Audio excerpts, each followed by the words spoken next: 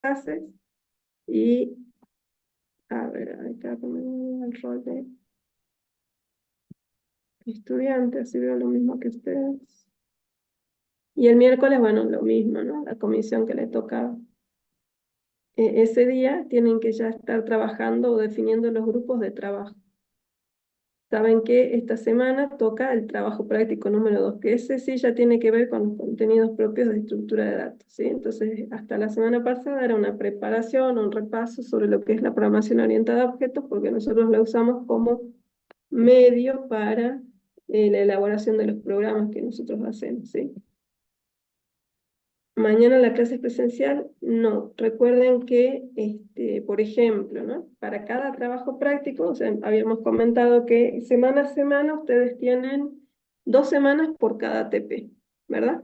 Entonces, la primera semana es dictado virtual, ¿sí? El profesor ahí les da los contenidos, los ayuda con la guía del trabajo práctico. Y la segunda semana, que corresponde a cada TP, es la que tienen que ir presencialmente al aula 24. En las dos comisiones es la misma aula a la que tienen que ir, y es donde van a hacer la defensa. Por eso es que es importante que ya mañana ustedes, en la primera semana del trabajo práctico 2, que sería esta, que inicia ahora, ustedes deben formar los grupos para ya recibir la consigna con la que van a trabajar, presentarla y ya la semana que viene defenderla. O sea, por ejemplo, los que mañana tienen clases, ¿cuándo sería su defensa? El martes de la semana que viene, ¿sí? Esta semana sería virtual, la semana que viene presencial. Tengo entendido que, por ejemplo, la semana pasada que no hubo clases el martes debido al tema del feriado, pero sí hubo el miércoles, los chicos del miércoles tenían que ir presencialmente, ¿no? Porque el profesor los citó para conocerlos, digamos, y seguramente para trabajar de otra manera, ¿no? Pero no era porque tenían que hacer defensa, sino simplemente para, bueno, estrechar, digamos, vínculos con los alumnos de esa comisión, ¿sí? Entonces, semana a semana, recuerden, 2 semanas de trabajo. Primera semana donde van a recibir la guía del profesor, ustedes pueden preguntar sobre lo que eh, no hayan hecho, tengan dudas. Recuerden que estos prácticos son los mismos que teníamos el año pasado, entonces si ustedes han logrado avanzar el año pasado, que sería lo ideal, quedaría por ahí mejorar esas soluciones que ya han hecho, o si no han avanzado, bueno, sacarse las dudas ahora y estar preparados para cuando les asignen la consigna. ¿Cuándo se va a asignar la consigna? Eh, de acuerdo a la información que tengo, va a ser esta semana, el día viernes, ¿sí? O sea, como se hacía en cursadas anteriores, se les va a asignar por foro a cada grupo la consigna. Bueno, eso en principio, ¿no? A lo mejor los profes mañana de cada comisión les dicen, bueno, los del martes, bueno, ya saben cuál les va a tocar, así ya empiezan a trabajar, o si no, se los informan cuando ellos decidan, ¿no? En principio yo tengo entendido que va a ser así, por foro, el día viernes de esta semana. Si no, bueno, mañana consultan con cada profe, ¿sí? Bueno, mañana los del martes, el miércoles con el ingeniero operante. Y el día de presentación de código va a ser la semana que viene, probablemente el lunes, para que ya el martes los profes puedan preguntarles cómo les fue, ¿no? Esta defensa que nosotros decimos de cada práctico va a ser un ejercicio que ustedes tienen que explicar cómo lo resolvieron, ¿sí? Eh, Dependiendo cuántos sean en el grupo, se pueden dividir un pedacito cada uno para explicar, porque la idea es que ustedes demuestren que han trabajado, eh, que puedan comentar cómo ha sido el planteo, si han tenido dificultades o no. En el tiempo, en un tiempo no muy largo, ¿no? O sea, es una explicación la necesaria para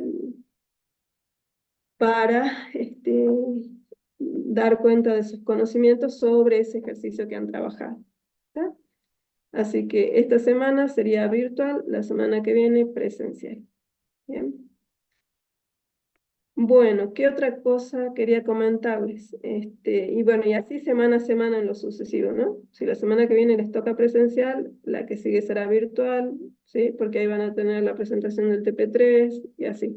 ¿sí? Son 2 semanas para cada práctica.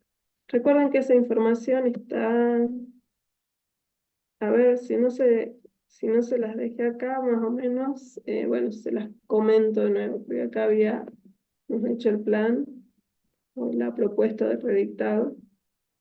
A ver, bueno, acá lo dice, ¿sí? Modalidad mixta se alterna semanalmente entre la clase sincrónica a distancia y presencial.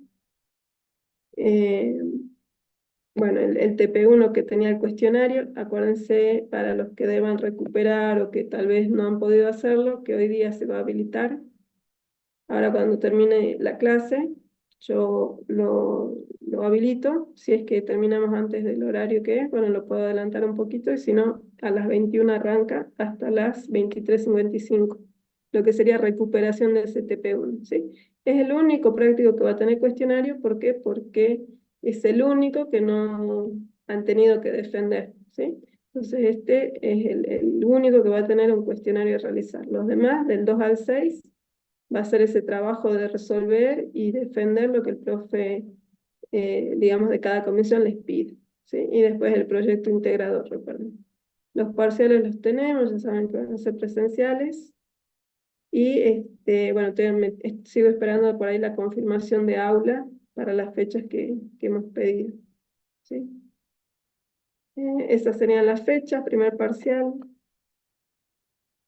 20 de mayo, 19 horas, siempre tratamos que sea el día lunes de teoría, donde se supone que todos estamos en el mismo horario juntos y sin problemas.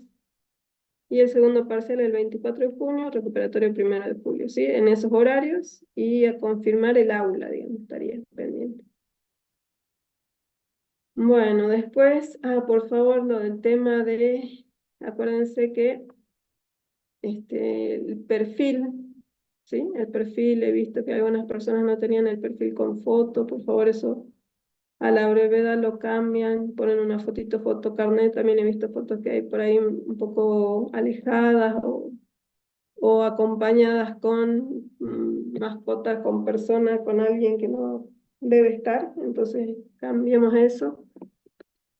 Y bueno, para cumplir con lo que se pedía, ¿tá? El cuestionario del TP1, a ver, va a estar acá en la pestaña de introducción, ese cuestionario de TP1 primer cuatrimestre. Ahí tienen ya visible el recuperatorio. Se va a habilitar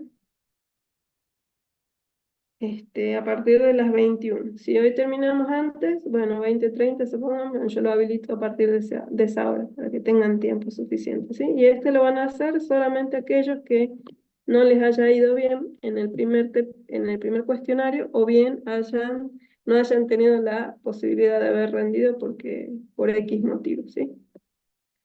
Bueno, vamos ahora sí a lo que corresponde esta semana,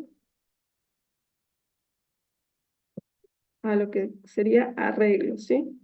Para arreglos, entonces vamos a tener, como siempre, las pestañas que nos van a dar el material en formato de videos de apoyo, y también la pestaña del trabajo práctico. De nuevo, el trabajo práctico siempre tiene su parte de foro, por ahí de algún caso ejemplo que les sirva para ayudarles en la resolución.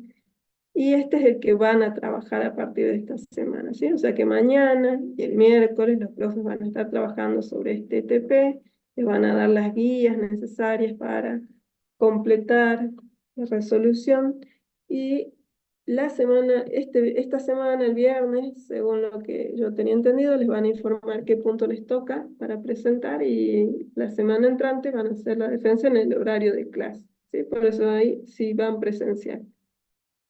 Este, Así que bueno, ahí vayan definiendo los grupos, si no lo hicieron hasta ahora, para que ya mañana, cuando el profe les pida los nombres, ya tenemos todo en claro, ¿sí? Con quiénes van a trabajar. Y la cantidad yo creo que no va a superar los 5, ¿no? No son tantos por comisión, así que creo que 5 como máximo sería la cantidad por grupo. Bueno, vamos a ver nos tocaría ver este tema de arreglos y concepto de lista, concepto abstracto de lista, ¿sí? Vamos a arrancar con eso.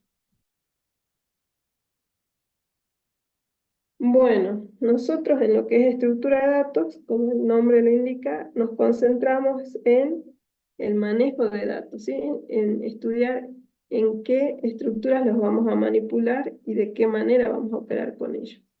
A ver, ¿ahí hay alguna consulta? Ok, bueno, esa es consulta aparte. Entonces, cuando hablamos de tipo de datos, nosotros estamos haciendo referencia a una colección de valores, ¿no? Dice ahí, el desarrollador aprende que con distintos tipos de datos puede realizar distintas operaciones que están implementadas en el lenguaje de programación. Por eso hablamos de que tenemos tipos de datos predefinidos, como el entero, el real, el lógico, lo que llamamos cadena, que sería el string, ¿sí? Que ya tienen definidos sus operaciones, ¿no? O sea, yo con los tipos de datos numéricos sabemos a qué conjunto de valores hacemos referencia, ¿no? En el caso del entero sería 0, todos los positivos, 0 negativos, pero hasta un rango específicamente de valores, ¿no? Porque también eso depende del lenguaje con el que estemos trabajando. El real, bueno, todo lo que sería números reales con parte decimal, ¿sí? Siempre trabajando con el operador punto para indicar cuáles son las cifras decimales. La separación en parte entera y parte decimal va a ser a través de un punto, no de una coma, como lo hacemos con la matemática. Y también esos dos tipos de datos que son numéricos tienen las operaciones asociadas que ya conocemos, ¿no? La suma, la resta, eh, el módulo, ¿sí? Todas aquellas que ya conocemos. Tenemos el tipo de dato lógico, ¿sí? Que ya sabemos que es el de verdadero y falso, y los operadores lógicos que son el y, el no, el o, ¿sí? Eh, y también, bueno, en este caso las cadenas de texto, que nosotros podemos identificarlas como el tipo de dato string, ¿sí? Que depende del lenguaje, ahí, por eso hay un asterisco ahí marcado, porque dice tipo de dato predefinido, bueno, depende del lenguaje con el que estemos trabajando, puede que sea de predefinido o puede que se lo tome como secuencia de caracteres o arreglo de caracteres, ¿sí? En algunos lenguajes. Entonces ahí ya pasa a ser estructurado, no predefinido, ¿sí? Entonces eso depende de en qué lenguaje estemos trabajando, así que puede estar como predefinido o como estructurado. El tipo de dato estructurado,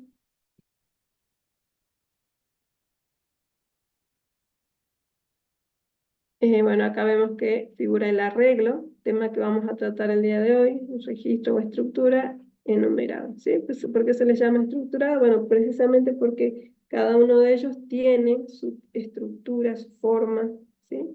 Y también sus maneras de accederse a ese tipo de estructura y de operarse con ese tipo de estructura, ¿tá?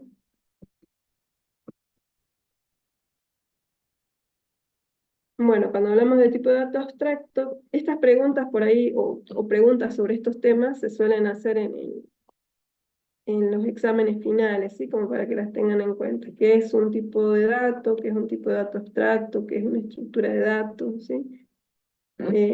Entonces, dentro de lo que es la evaluación para regulares, para el que le tocara rendir en algún momento, bueno, se hacen este tipo de preguntas. Entonces tenemos que recordar todo aquello que hemos visto desde el inicio, ¿sí? Bueno, entonces cuando hablamos de tipo de dato abstracto, son aquellos que no existen en el lenguaje de programación y son los que define un desarrollador porque es necesario para la resolución de un problema, ¿sí? Entonces, se hace un proceso de abstracción para poder definir ese tipo de dato abstracto. ¿Y qué es lo que se reúne? Se reúne un tipo de dato y las operaciones que se pueden realizar con él, ¿sí? O sea, trabajamos no solo con la colección de valores, que sería el tipo de datos, sino con las operaciones que se pueden hacer con esa colección de valores, ¿sí? Bueno, y ahí nos dices, tipo de dato abstracto básico, fíjense que vuelven a entrar entero, real, carácter, lógico, porque una cosa es el concepto de tipo de dato entero y otra es el tipo de dato abstracto que tiene lugar en el lenguaje de programación, ¿sí? Entero, real, carácter y lógico. Y para los tipos de datos abstractos compuestos, conjunto, arreglo, registro o estructura. ¿Sí? De nuevo, una cosa es concepto y otra cosa es ya la implementación digamos, el verlo realmente como estructura dentro de un lenguaje. ¿Sí? Entonces acá hablamos de tipos de datos abstractos, cada vez que nosotros hacemos ese proceso de abstracción para obtener un modelo que va a ser luego implementado. ¿Sí? Entonces, finalmente, ¿qué serían las estructuras de datos? Serían la implementación de los tipos de datos abstractos. ¿Sí? Bien, entonces vamos con lo que sería arreglos. Los arreglos, entonces lo vimos como concepto también, tipo de dato abstracto arreglo, se definen, digamos, como una colección homogénea de elementos a los cuales les corresponde un único nombre, ¿sí? Hacemos referencia a esa colección de valores a través de un nombre único, pero individualmente accedemos a cada uno de sus elementos a través de subíndices, ¿no? Que puede ser uno o más, dependiendo de cuántas dimensiones tenga ese arreglo. ¿Bien? Acá, por ejemplo, estamos viendo que esta colección de valores se denomina nombre, ¿sí? Y en este caso está guardando el tipo de dato string. Cada uno de los elementos de este arreglo le corresponde un índice. En este caso estamos viendo un arreglo unidimensional. Entonces, para el primer elemento de este arreglo, el índice que le corresponde es el 0. ¿Sí? No empezamos por 1, sino empezamos por 0. Y esto tiene que ver con qué? Con la forma en que nosotros vamos luego a obtener, digamos, hacemos un acceso directo a cada elemento a través de los índices, ¿no? Y para poder hacer ese acceso directo, digamos, necesitamos que los índices empiecen en 0 porque la dirección de memoria del primer elemento más el índice es lo que permite ubicar, calcular, digamos, esa dirección de memoria para acceder a cada uno de los elementos. ¿Está? ¿Por qué surge la necesidad de trabajar con arreglos? Bueno, porque nosotros si trabajáramos con variables simples y a lo mejor estamos necesitando guardar una colección de datos que son todos del mismo tipo y no existiera el arreglo, entonces tendríamos que guardarlas por separado, ¿sí? Lo que nos llevaría a tener un número grande de variables de un tipo definido, y en este caso, si a la lógica también corresponde que estén todos vinculados, es preferible tenerlos en un solo cuerpo, ¿no? En una sola estructura. Entonces, hablamos acá de que, por ejemplo, si quisiéramos representar nombres, bueno, podemos tener una estructura que permita guardar en su interior todos los nombres que supongamos representen a alumnos, ¿sí? En el caso del enumerado, es como que nosotros vamos a guardar, no es lo que vamos a ver hoy día, pero es cuando nosotros guardamos, por decirte, los colores, ¿no? Decimos, quiero representar el color, y el color puede ser amarillo, eh, celeste, ¿sí? Ahí estamos, fíjate que hay una relación lógica entre los valores que guarda el enumerado, que en este caso representan el color, por ejemplo. ¿Sí? Entonces también tiene su forma de definir, pero también tiene su lógica de por qué eh, se define y qué valores guarda. ¿Sí? En este caso que te doy, por ejemplo, del ejemplo del color, ahí vos estás definiendo como si fuera un tipo de dato el color, y los valores que tiene asociado, bueno, son los que vos vas a indicar, ¿no? Pero todo como una enumeración de datos, ¿sí? Acá el arreglo guarda colección de valores, ¿no?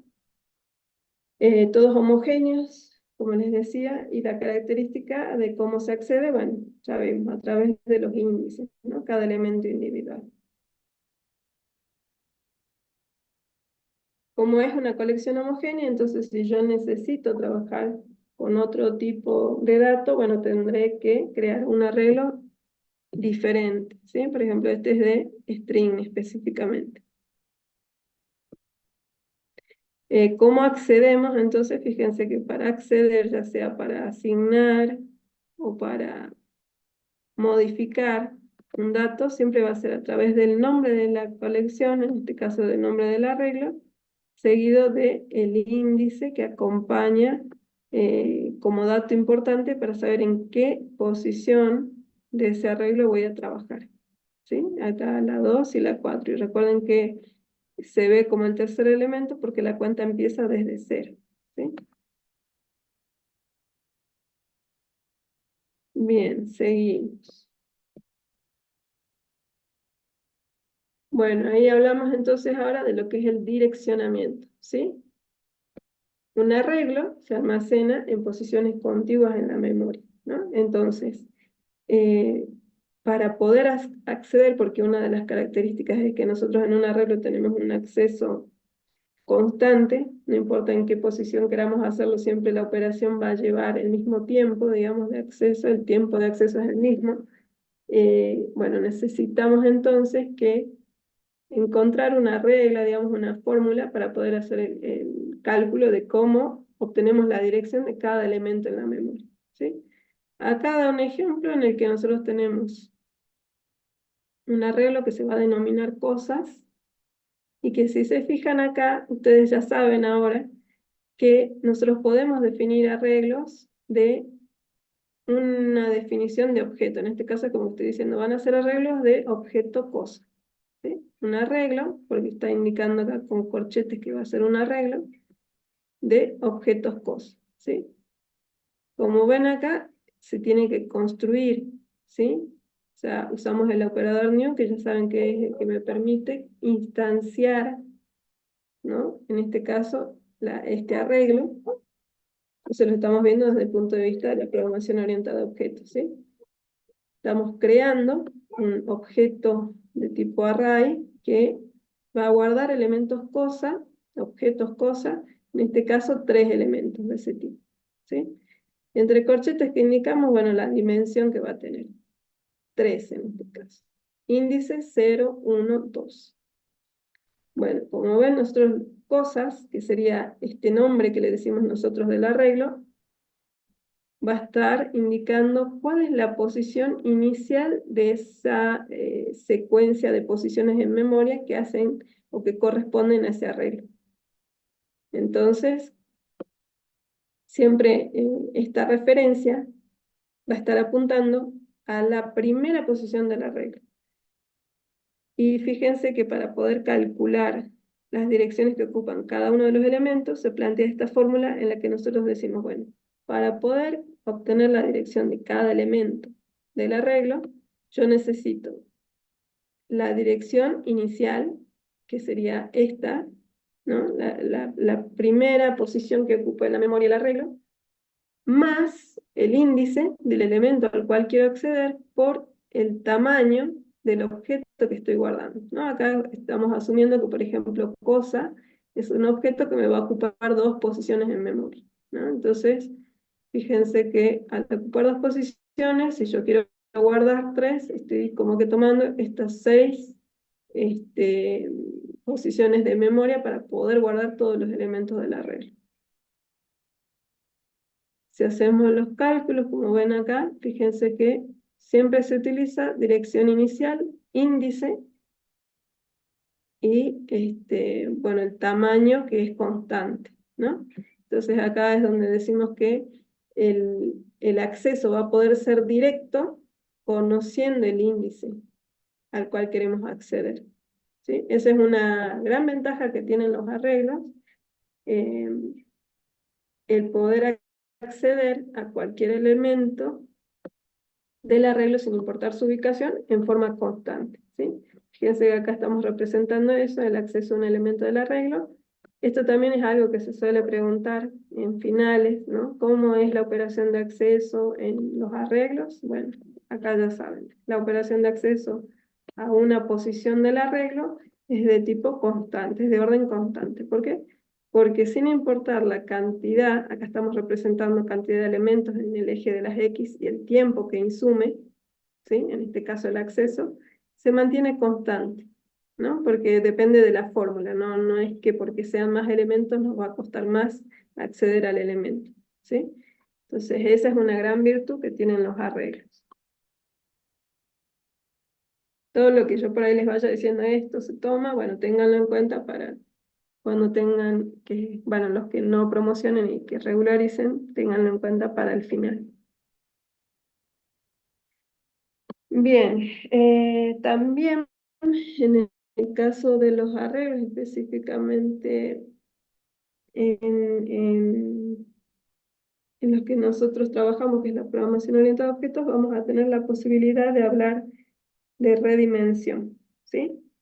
Redimensión, explicando qué es lo que queremos decir con redimensión, no es que vamos a hacer crecer el arreglo que hemos definido inicialmente de un tamaño, sino que lo que vamos a hacer es crear, ¿sí?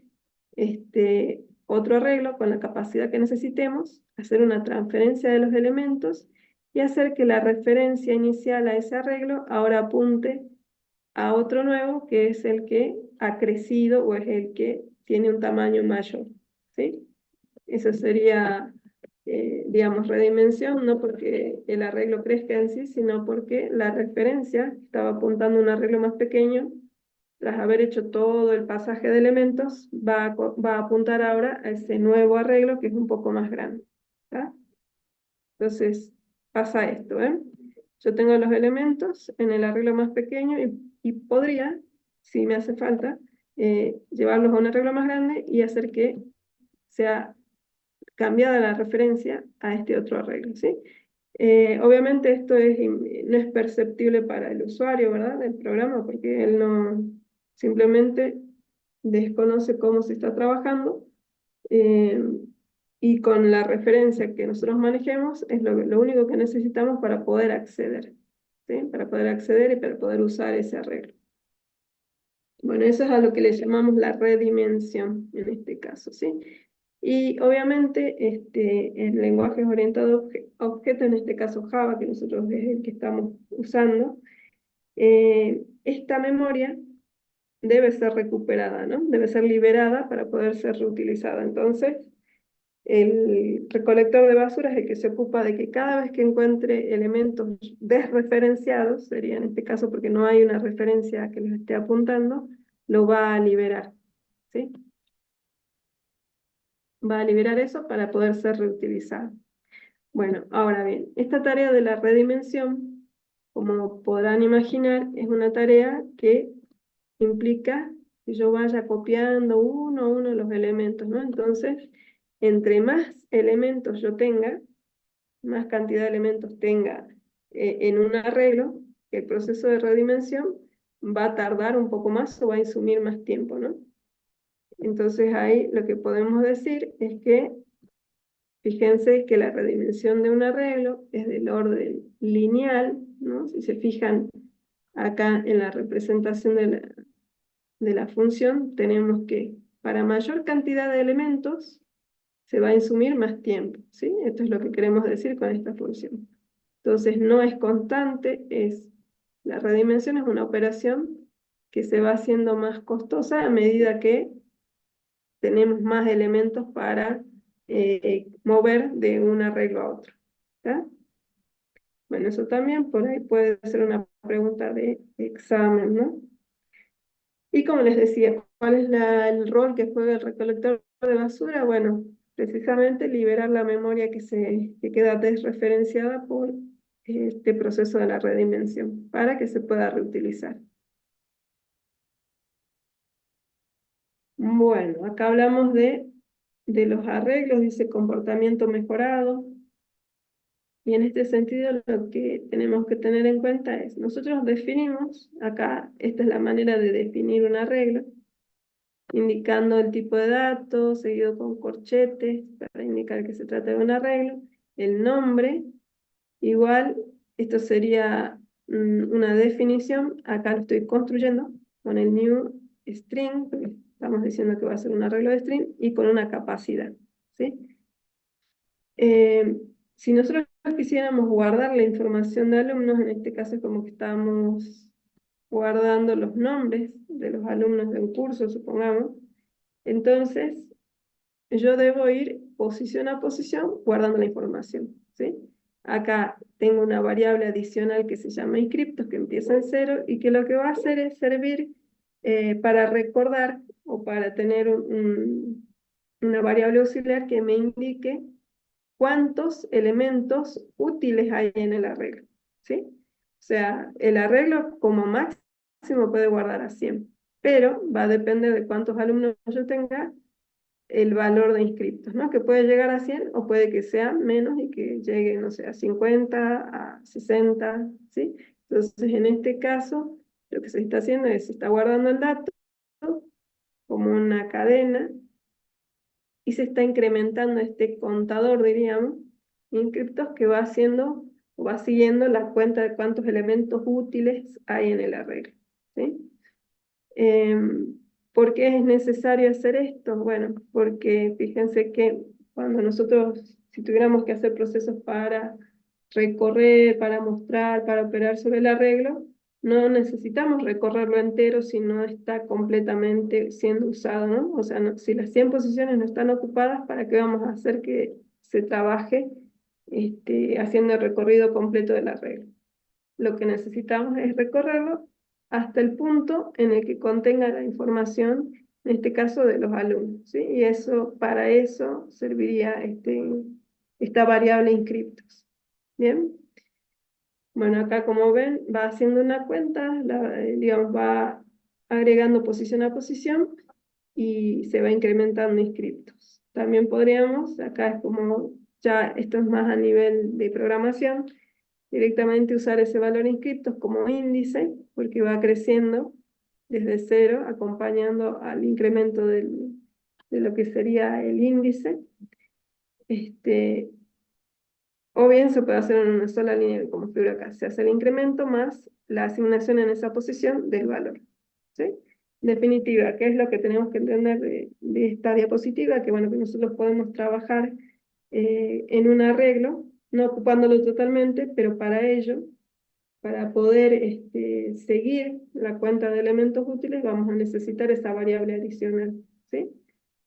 Esto a fines de que no hagamos un barrido completo de los elementos del arreglo si no es necesario porque no ha sido ocupado en su totalidad. Bueno, ¿qué nos ofrecen los lenguajes orientados a objetos que nosotros estamos manejando para eh, seguir, digamos, esta idea de tener una indicación de hasta dónde está ocupado el contenedor y que podamos seguir almacenando la información? Bueno, tenemos lo que se llama ArrayList, ¿no? Sería un objeto, es un objeto de la clase ArrayList. Cuando nosotros estamos acá creando con new un nuevo objeto, estamos creando una instancia de la clase ArrayList, ¿sí? Esa clase ArrayList lo que me provee entonces un arreglo, pero fíjense que es un objeto porque yo encuentro que ese objeto ArrayList me provee de métodos para, en este caso, agregar elementos, ¿sí? Entonces ya no me preocupo por manejar índices, como en este caso anterior, donde yo tenía que ir posición a posición indicando los valores, sino que simplemente con invocar al método add voy a ir agregando los elementos, ¿sí? Y yo puedo hacer referencia a size o a count, dependiendo de qué lenguaje estoy usando, para conocer cuántos elementos útiles están siendo guardados en este arreglo. O sea, logro lo mismo que con la variable adicional que teníamos, que veíamos hace rato inscriptos, que era una variable de tipo entero. Bueno, también lo logramos eso porque ArrayList ya, al ser un objeto, tiene siempre su definición tanto de la parte de datos como la parte de métodos u operaciones, ¿sí? Y en esa parte de operaciones nosotros podemos también conocer cuántos elementos están siendo guardados en ese ArrayList, ¿sí? ¿Cómo guardamos elementos una vez que creamos el ArrayList? Con el método add. Vamos ahí a hacer una pequeña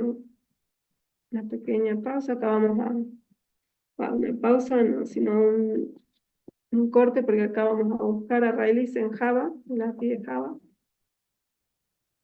para que ustedes vean ahí cuáles son los métodos que tiene, que ustedes pueden usar, ¿no? Ustedes ya saben que cuando nosotros trabajamos con una clase, ¿no? Que sea propia de Java, nosotros tenemos a disposición lo que son, obviamente, los constructores de la clase. Acá tenemos los métodos, es decir, todas aquellas operaciones que nosotros podemos hacer sobre una raíz, ¿no? Entonces, fíjense que acá, bueno, le puedo poner que lo traduzca, pero a veces no es tan buena la traducción. Fíjense que tienen los métodos de add para agregar. Add que puede ser agregar un elemento al final o en una posición. Como ven acá, hay un add que me permite indicar una posición, entonces inserta, hace una inserción en realidad, ¿sí? Hay variantes acá, hay add all, para que agregue toda una colección al final, o bien hace como una inserción de una colección en el interior de una array list. Bueno, clear, elimina todos los elementos, clone devuelve una copia, ¿sí? Así podemos conocer entonces todos aquellos métodos asociados a una array list. Contains, que me permite verificar si hay un elemento que forma o no parte de ese array list, ¿no? Dice acá devuelve verdadero si esta lista contiene el elemento especificado.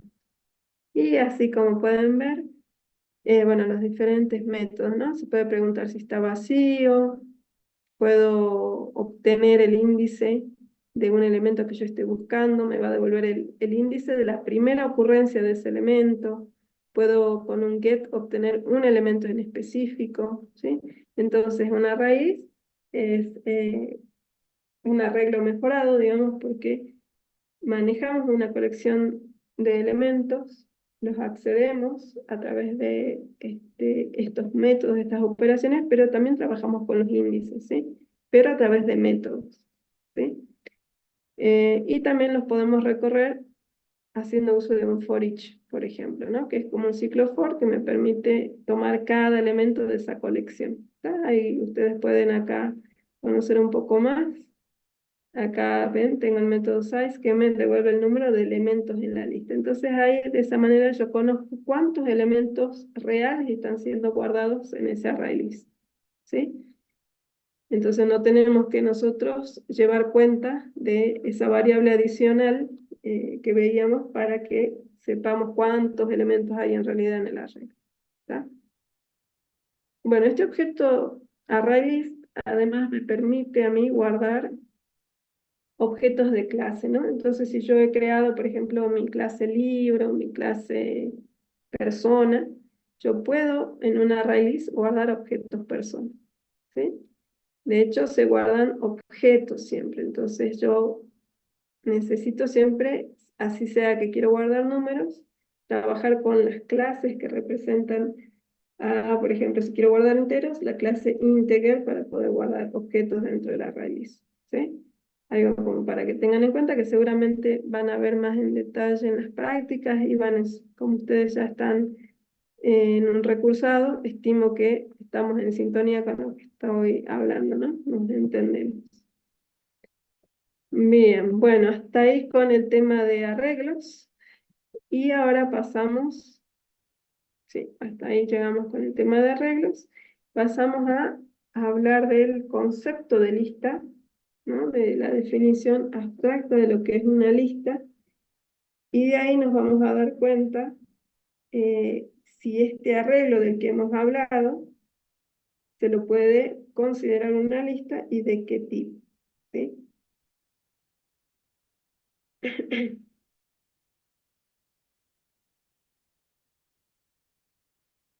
Bueno. Entonces, sobre el concepto que nosotros vamos a analizar, que también esto por ahí puede estar en el examen, como para que también lo tengan en cuenta, por ello una de las preguntas que nosotros hacemos es ¿cuál es la definición de lista según Donald Kahneman? ¿Sí? Entonces es la que vemos acá, ¿no? Hablamos de que la característica esencial que nosotros tenemos en cuenta cuando hablamos de lista es esa estructura secuencial, esa secuencia de elementos, ¿sí? Que, bueno, evidentemente tienen un orden, se puede identificar el primer elemento, el último elemento, se puede dado un elemento, definir cuál es el predecesor, el sucesor, ¿sí? Entonces veamos, dice una lista, perdón, acá lo pongo en presentación, ahí está. Entonces una lista lineal es una secuencia de nodos, mayor o igual que 0, dice, nodos, y acá nos menciona así x1, x2, xn, cuya propiedad estructural esencial tiene que ver con las posiciones relativas entre esos ítems, ¿no es cierto?, que eh, están ordenados en una línea. Y bueno, y después nos menciona, a ver, the only things we care. Bueno, las únicas cosas que nos interesan acerca de las estructuras son los hechos de que tenemos un x1, sería el primer nodo, y xn sería el último, y existe un nodo k, que está precedido por un nodo xk-1, y también tiene su sucesor como k más x sub k más 1, ¿sí? O sea, más o menos lo que estábamos hablando, ¿no? Creo que acá sale ahí un poquito más en castellano. Tenemos una secuencia de elementos que siguen un orden lineal, en donde podemos identificar un primer y un último elemento, ¿no? Existe el primer elemento que sería el x sub 1 y el último elemento que es x sub n. Podemos identificar un elemento x sub k más 1, que le sigue o sucede a un elemento xk, y también podemos encontrar, ahí decía, su predecesor y su sucesor, ¿sí? Para cada elementos, para acá que está entre 1 y n, ¿sí? Que está entre los elementos inicial y final, ¿sí? Y también podemos hablar de listas vacías, que existen listas vacías y que se representan, bueno, como lo ven acá, con los paréntesis angulares de esta manera, ¿tá? Entonces, ¿cuál es el concepto? Bueno, tenemos una secuencia de elementos ordenados en forma lineal, donde podemos identificar el primero, el último, y que para cada elemento podemos encontrar o definir cuál es su sucesor y su predecesor, ¿sí?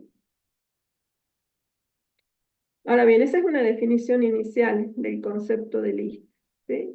También podemos avanzar un poco más y hablar de clasificación de listas de acuerdo a diferentes formas, aspectos que tenemos en cuenta para hacer esa clasificación, ¿tá? Bueno, una de ellas sería por la forma o conformación, ¿sí? Acá dice la apariencia. Entonces podemos distinguir entre lineal y no lineal, ¿sí? Y entre abierta o cerrada. Bueno, la lineal es claramente la que seguiría la idea primaria de Donald Knuth, ¿verdad? Donde los elementos están siguiendo un orden lineal, podemos identificar primero y último, ¿sí? Se ajusta a lo que indicaba ahí Donald Knuth. La no lineal, bueno, sería una en la que fíjense que un mismo elemento puede tener varios sucesores, o bien varios sucesores pueden tener un mismo predecesor, ¿sí? Bueno, precisamente es no lineal porque no sigue esa secuencia, ese orden lineal. Después, en cuanto a también a apariencia, pero podríamos clasificar entre abierta y cerrada, bueno, es lo mismo, ¿no? Abierta, ¿por qué? Porque podemos identificar el principio y el fin de esa lista, y cuando hacemos mención de una lista cerrada es porque fíjense que el fin y el inicio por ahí están un poco confundidos, ¿no? O sea, no podemos identificar claramente, porque es un círculo cerrado, cuáles son, ¿no? ¿Qué lugares ocupan? Si bien nosotros vamos a ver que cuando trabajemos con la circular tenemos precisamente una estructura cerrada, se pueden identificar los puntos, ¿no? Pero tiene que ver con cómo trabajamos con esa estructura. En este caso decimos cerrada porque, bueno, al final sigue el primer elemento, ¿no? Bien, ¿qué más? Bueno, eso es en cuanto a la clasificación por forma o conformación, ¿sí? Después tenemos también otra clasificación, sería por la forma de almacenamiento, ¿sí? Cómo están guardados los elementos en la memoria. Y acá es donde nosotros vamos a hacer mención de listas almacenadas en secuencia con ese nombre, listas almacenadas en secuencia y listas encadenadas. Bien, las listas almacenadas en secuencia son aquellas en donde los elementos, como pueden ver, están ubicados en posiciones contiguas uno del otro, ¿sí? Y entonces, para poder hallar la posición de un elemento K, yo puedo hacer uso de una fórmula en la que también, acá sería dirección del siguiente elemento, para encontrar la posición de un elemento K más 1, yo hago referencia a la posición anterior más el tamaño de ese elemento, ¿sí? Esto se parece mucho a lo que habíamos visto de eh, eh, base más offset en los arreglos, ¿verdad? Entonces, fíjense que también acá tenemos en cuenta, para poder determinar la ubicación de cada elemento, la posición en este caso, y también el tamaño del elemento. Como ocupan posiciones contiguas, yo puedo, a partir de una posición previa, encontrar la del siguiente elemento, ¿no? Y como nos podemos dar cuenta, acá el direccionamiento base más offset, que hacía referencia a que la posición K yo la podía acceder a través de hacer esta operación de sumar la posición 0 más el índice por el tamaño del elemento, podemos entender que estamos trabajando, cuando trabajamos con arreglos, con listas almacenadas en secuencia, ¿sí? Las podemos identificar entonces a los arreglos como listas que, digamos, responden a lo que sería una lista, pero en este caso una lista almacenada en secuencia, ¿sí? Bien, ¿qué más? Y después tenemos la otra tipo de lista de acuerdo a la forma de almacenamiento, digamos, de acuerdo a la clasificación de forma de almacenamiento, en este caso lista encadenada, ¿sí? O sea, cuando hablamos de clasificación de acuerdo a cómo se guardan los elementos en la memoria, están estas dos posibilidades, la lista almacenada en secuencia y la lista encadenada. Entonces, en el examen también nosotros le preguntamos, ¿cómo es, no sé, por ejemplo, cómo es la disposición de los elementos en una lista almacenada en secuencia? ¿Cómo se distingue una lista encadenada de una, cuáles son las diferencias, digamos, de una lista encadenada con respecto a una lista almacenada en secuencia? ¿Sí? Todas esas preguntitas salen, obviamente, de la teoría que nosotros vemos, ¿no?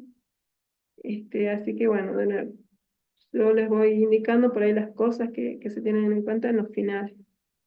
Lista encadenada, bueno, vemos acá que tenemos una secuencia de elementos, o sea que es una lista, como decía Don Alcano, tenemos una secuencia de elementos donde podemos identificar primero, podemos identificar el último, podemos indicar para un elemento K más 1 cuál es el que lo precede y el que lo sucede, ¿sí? Pero fíjense que en este caso los elementos no están almacenados en forma contigua en la memoria, sino que están dispersos en la memoria. Sí están vinculados, o sea, sí se mantiene un orden entre cuál le sigue al siguiente, a través de punteros o referencias, pero pueden estar dispersos en forma aleatoria en la memoria, ¿sí? Ocupando posiciones distintas. Ahora bien, para poder acceder a esa lista encadenada, ¿qué necesitamos? Necesitamos una referencia inicial que nos permita acceder al primer elemento. En este caso, cabeza, después vemos como las listas enlazadas, ¿no? Las listas encadenadas, listas enlazadas, que pueden ser simples, dobles, ¿sí? Pero acá lo estamos viendo desde el punto de vista de una clasificación o una separación de listas, ¿sí? Bien, ¿qué nos dice acá? Bueno, el direccionamiento del siguiente elemento se hace a través de ¿qué? De la referencia al siguiente elemento, ¿sí? En el caso de las listas almacenadas en secuencia, yo me puedo mover de posición a posición, porque están contiguos en la memoria, entonces es fácil obtener la posición siguiente partiendo de la posición previa, ¿sí? En este caso, ¿cómo voy a llegar yo al siguiente elemento de una lista encadenada? A través de la referencia que los vincula, ¿sí? Esa sería mi manera de llegar de un elemento al otro, del elemento K al elemento K más 1, ¿sí? No es directa, no es así como en el caso de los arreglos, porque están en posiciones distintas, ¿no? Entonces, por eso es que necesitamos una referencia, un puntero, alguien que nos diga dónde está el que sigue. Bien, después en cuanto a otra otra forma de clasificar sería con respecto a la forma de acceso, ¿sí? Entonces tenemos un acceso libre, podemos discriminar entre acceso libre y acceso restringido, ¿sí? A las listas.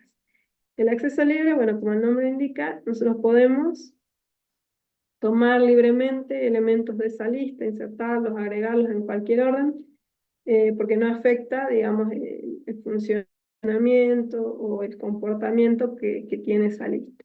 Pero también podríamos tener un acceso restringido que siga algún comportamiento necesario, ¿no? Como en los casos que estamos viendo acá, que se sigue en el primer caso un comportamiento FIFO, o bien un comportamiento LIFO, ¿no?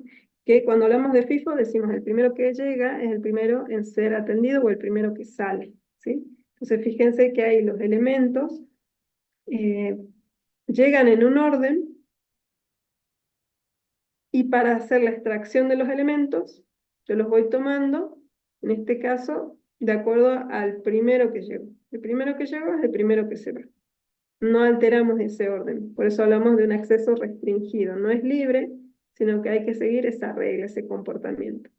Otro acceso restringido sería el LIFO, ¿sí? El LIFO que nos indica lo último que ingresó es lo primero que sale. Entonces, en este caso, el último elemento que haya sido agregado, o se va agregando, digamos, al final, esa sería la concepción, ¿no? Vamos agregando al final, al final, al final, y si tengo que sacar, saco del final. Por eso es lo último que ingresó. En el caso del FIFO es, voy agregando uno tras otro, pero cuando tenga que retirar, tengo que sacar al primero que entró. ¿Está? Bueno, estos ustedes ya, bueno, que han estado en la cursada previa, saben que el comportamiento FIFO es el que está asociado, en nuestro caso, al tipo de dato abstracto fila o cola o queue, ¿sí? Y el comportamiento LIFO es el que está asociado al tipo de dato abstracto stack o pila, ¿sí? Bueno, entonces ahí es donde vemos que eso, digamos, precisamente queue y stack o cola y pila son listas también, ¿sí? Con estos comportamientos. Pueden entrar, digamos, en la clasificación de lista con acceso restringido. Y bueno, y después finalmente podemos hablar de, dentro de lo que sería acceso restringido, a un acceso ordenado, ¿no? En una lista ordenada. Entonces, ahí el orden de agregación de los elementos va a respetar, ya sea, por ejemplo, un orden creciente, un orden decreciente, donde se va a incorporar el elemento, va a seguir un orden específico, ¿sí? Bueno, por eso es diferente a lo que sería un acceso libre, ¿no? Hay tres comportamientos distintos que se están siguiendo en cuanto a la operación de agregar o quitar elementos, ¿está? Bien, acá hacemos mención de qué operaciones podemos realizar en listas, ¿sí? Y después tengamos en cuenta de nuevo que nosotros vamos a ver puntualmente listas, por ejemplo, stack es una lista, queue es otra lista, arreglo es otra lista, listas enlazadas, lista también. Entonces, cada uno veremos que las operaciones de sí se puede agregar y extraer en todas, pero cada una va a tener su comportamiento distinto, ¿sí? Entonces, como operaciones generales de una lista se menciona agregar y extraer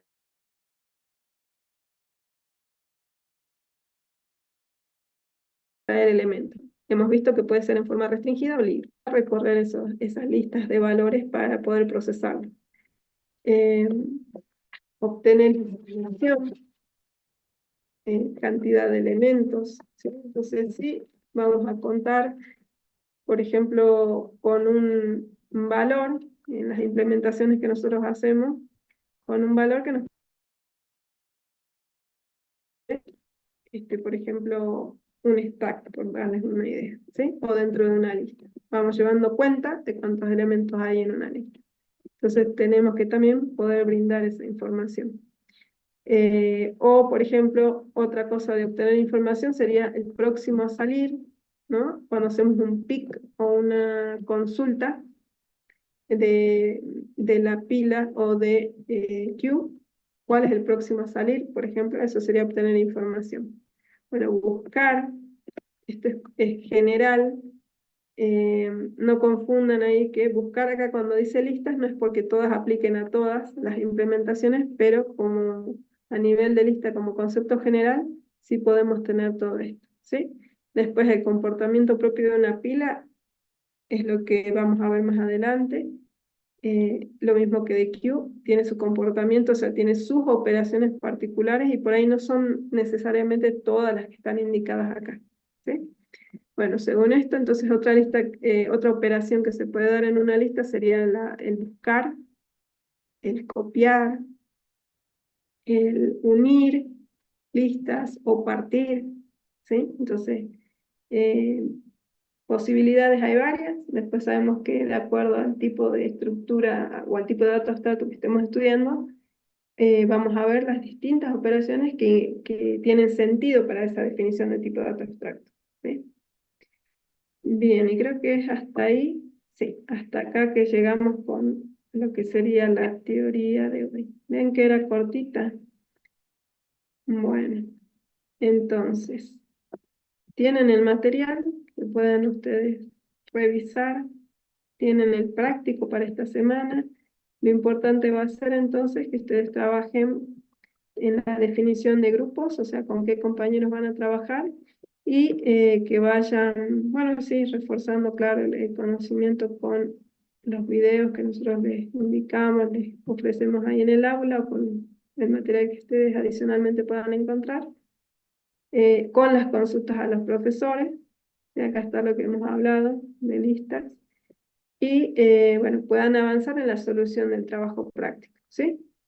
Quiero pensar que ya el año pasado ustedes han avanzado, entonces será cuestión de mejorar lo que no hayan podido resolver, o bien, bueno, en el otro caso en el que no haya sido posible que los completen, bueno, que sí ahora nos tomemos el tiempo para avanzar, ver bien las dudas, preguntar mañana los chicos que sean del martes y preguntar el miércoles los que sean del miércoles, todas las dudas que tengan, para que la semana que viene puedan hacer la defensa sin problemas, ¿no? Y recuerden que las defensas son la exposición, la explicación de cómo plantearon el ejercicio que les toque, cómo lo resolvieron, ¿sí?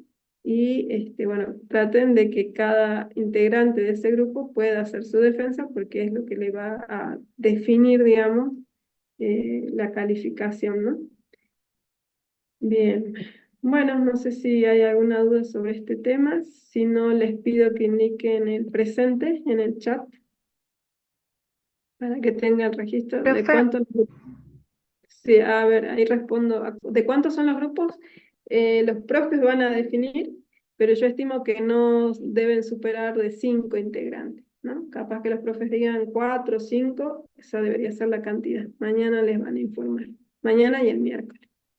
le quería Bien, hacer otra consulta. sí. En el caso que desaprobemos la defensa, ¿podemos recuperarla o cómo es? Eh, bueno, tendríamos que ver que los tiempos nos den. Generalmente la defensa que de lo que yo he visto, no ha habido desaprobados en general, tienen que estar demasiado perdidos como para que los profes los desaprueben. Pero bueno, veremos a ver cómo podríamos hacer en el caso en que pase, de que tengan una posibilidad de recuperación. Ya vamos a hablar con el profe sobre eso también. ¿Sí? De que tengan la chance de recuperar, tal vez no en ese práctico, sí en el siguiente, tal vez, o en la misma semana. Pasa que ahí, eh, yo por ahí les mostraba la planificación en la reunión inicial que hicimos, porque viendo la planificación se darán cuenta de que por ahí las fechas son las que nos van corriendo, digamos, en el cronograma. Entonces, voy a hablar con los profes para que veamos qué podríamos hacer llegado el caso. Así para tener en cuenta qué podría pasar, ¿sí? Y les vamos a avisar. Bien, ahí sigan completando toda la asistencia.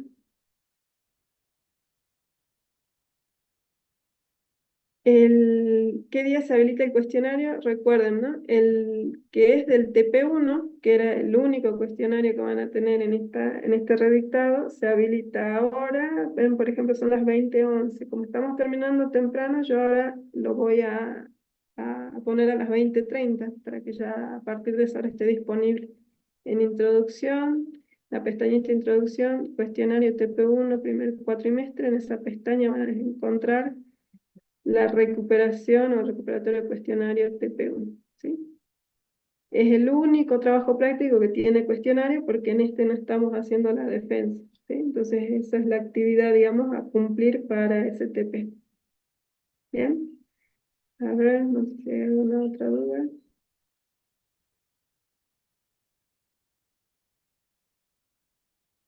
Se lo va a habilitar entonces hoy de 20:30, calculo ahora que lo adelanto un poquito, hasta las 23:55, ¿sí? Bien, bueno, por lo demás, ya están todos los que tenían que indicar el presente. Si no falta nadie, hasta acá dejaríamos con la clase de hoy. Vamos a continuar la semana que viene, probablemente ya con otro tema, pero ustedes sí ahí van a seguir con el tema de arreglos ya para defender, ¿sí? En la teoría vamos avanzando un poco más.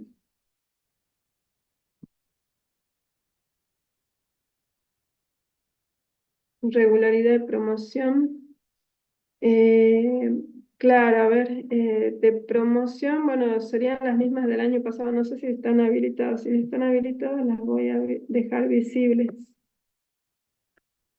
Pero serían más o menos las mismas del año pasado, ¿no? Nada más que acá adaptado a lo que es reeditado. Ya las voy me parece que no están visibles. Bueno, se las voy a actualizar y las voy a dejar ahí en la pestaña de asignatura para que las puedan ver, revisar.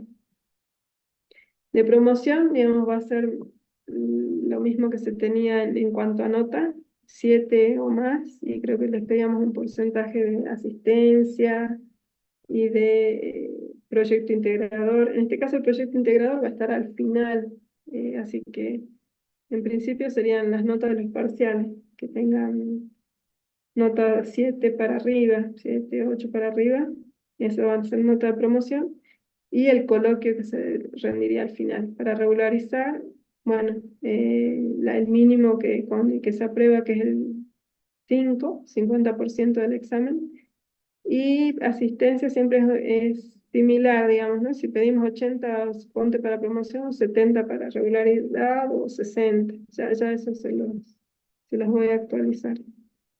A ver, acá vuelvo al rol normal para que veamos con respecto a lo del año pasado, para que tengan una idea.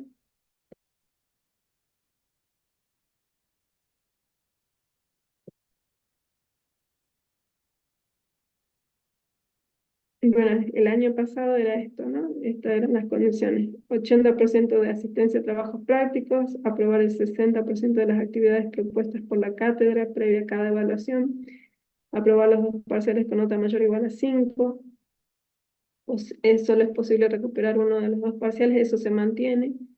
Realizar en tiempo y forma las tareas requeridas por la cátedra. Bueno, acá entonces, para regularizar van a mantener los porcentajes de asistencia, supongamos que lo bajemos a un 70 como mucho. En cuanto a aprobar, sería aprobar entonces las actividades de presentación de código de defensa, ¿sí? Promoción sin examen final, bueno, 80% de asistencia, aprobar 80% de actividades, aplicables también a lo que sería presentación de código de defensa, esto del 80% o el 60%, ¿sí? Aprobar los dos parciales con nota mayor o igual a 7, dice, para los que quieran promocionar, ¿sí? Eh, y bueno, ya saben que solo se recupera uno de los dos exámenes, ¿tá? El formato está similar a como fue el año pasado, o sea, no va a ser algo que nos sorprenda, es como los del año pasado, digamos. Y bueno, eso sería, ¿sí? Recuerden también que ya por una cuestión de competencias no podemos ya admitir exámenes en formato, bueno, en condición de libre. Eso también lo comenté en la primera reunión. Bueno, chicos, ahí creo que están todos. Si ya están todos, entonces, y no hay otra pregunta, podemos finalizar la clase de hoy. Ya saben, yo les voy a habilitar el cuestionario a los que lo deban en un rato y listo. Eso sería todo con respecto a la teoría. Con respecto a la práctica, grupos, definan grupos y empiecen a trabajar, ¿sí? O sea que cuando les asignen el punto, ustedes ya tengan la solución lista para presentarla y posteriormente defenderla. Bien. Bueno, hasta el lunes que viene, chicos, si no hay ninguna pregunta. Hasta luego, Nos profe, vemos, buenas profe. noches.